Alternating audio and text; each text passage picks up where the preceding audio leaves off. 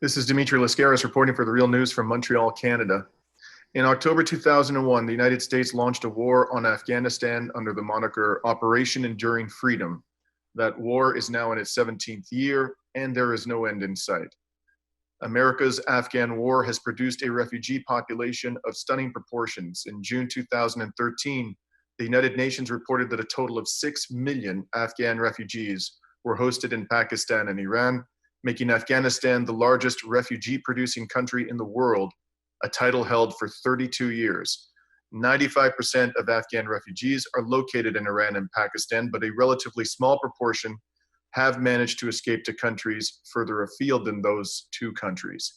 That has not necessarily meant, however, that they've fared any better than the millions of Afghans who are trapped in Iran and Pakistan.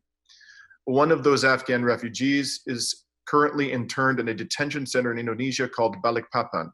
His name is Ehsanullah Sahil. 6 weeks ago, The Real News published a report on Sahil's ongoing ordeal and on peaceful protests by detainees at the Balikpapan Detention Center. Today, we are joined again by Ehsanullah to learn about how conditions at the detention center have evolved in the past few weeks. Thank you so much for joining us again, Ehsanullah. Yep, thank you, sir. So, Ehsanullah, let's begin by talking about the size of the detainee population at Balikpapan. Have any of the people who had been interned there 6 weeks ago been released since we last spoke to you? And if so, how many have been released? Okay, this is me, Ehsanullah Sahil from Balikpapan Detention Center. Since you got an interview from me, and there were like 6 to 9 people were released from here, and they were divided in 3 groups, and each group's like 22 peoples, and they released to 2 island. Here is one is Tanjung Pinang, another one is Batam. One group is released in Tanjung Pinang, and 2 groups went to the Batam island. And one underage with his brother, and one of my friend, he was sick, and they released into the IOM office here in Balikpapan. And so how many people remain incarcerated at the Balikpapan Detention Center today? Right now, we are in here like 72, sir. And at the time we spoke to you 6 weeks ago, there had been daily protests going on for approximately 100 straight days.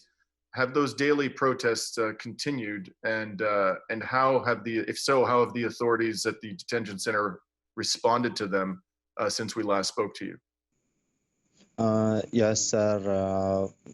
For the last one, we spoke, and our daily protests have been continuing till now. Today was day 150 from our peaceful protest. As regularly, every day we come together. Before it was inside the IDC, we came together in front of the entry gate of immigration. So we call for the freedom. We want justice. We are a human, and we want our right. We are human. So we just continuing our protest every day regularly, and it was on 7 June. Every day the authorities from many organizations, like especially from IOM, and they are responsible for holding the refugees inside the detention center. They just came over and they said, okay, be patient, and we are going to process your document, and we are working and you're releasing. But nothing get changed, because we are the longest refugees around the Indonesia. We detain, and we have staying inside the IDC. And it was on 7 June, more than 100 security guards, they entered inside the IDC, and it was for the first, they never asked from us, okay, for which purpose they come inside, and they just entered, and everyone, they secured each blocks, and they stood up guards, like 2-3 guards in front of each block doors, and first they cleaned inside the IDC, inside the camp where we are living, and then they locked the doors, and they start searching our rooms. And they got everything we have to for cooking, for washing, and there was nothing left. We have to cook the bread, and we wash our dress, and they just locked up and picked up some of our cables for charging, some plugs. Then every time they came inside and they ask from us, okay, stop your protest and don't do the protest anymore. And then we decide, okay, and they come in here like more than 100 security guard. They come and they just got our everything, and we decide to come out of our rooms and we come in front of the immigration office. Right now, the people are sleeping here. It is 1 week, and we come out and the people are sleeping here in the brick and the tile. Here is no mattress, no pillow, no blanket, and it is 1 week we didn't take shower. There is no shower, and we are not allowed to use a cell phone, and it is more than 5 months we are not allowed to receive any money. We are not allowed to receive balance, and we are not allowed to receive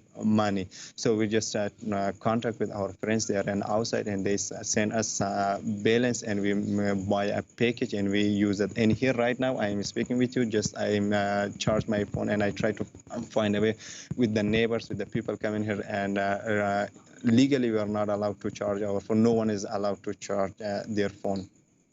And do you believe, it sounds as though, and is this your belief, that the authorities at the detention center have taken these harsh actions in order to deter further protests by the inmates? Is that what's going on here?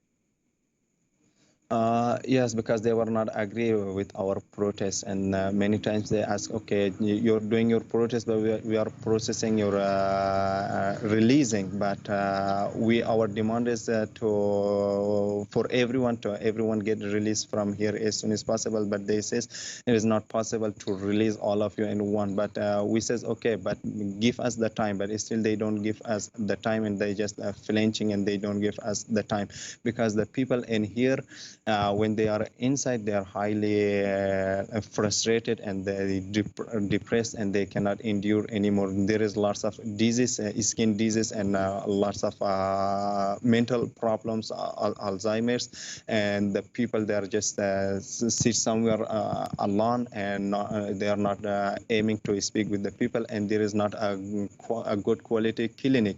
Sometimes we are access to visit the doctor, and sometimes we are not visit to the doctor. We have bathing water problem, and there are lots of problems that push us, and that every day that make us like to go crazy and crazy. That's why the people cannot endure and cannot tolerate to stay inside. Finally, Ehsanullah, how long have you yourself been interned at the Balikpapan Detention Center? It is almost 4 years, sir. I entered in here since 18 December 2014, and still I am here. Well, we will certainly continue to follow your story, Ehsanullah, and we wish you the very best in your efforts to obtain freedom. Thank you, sir. And this is Dimitri Lascaris reporting for The Real News from Montreal, Canada.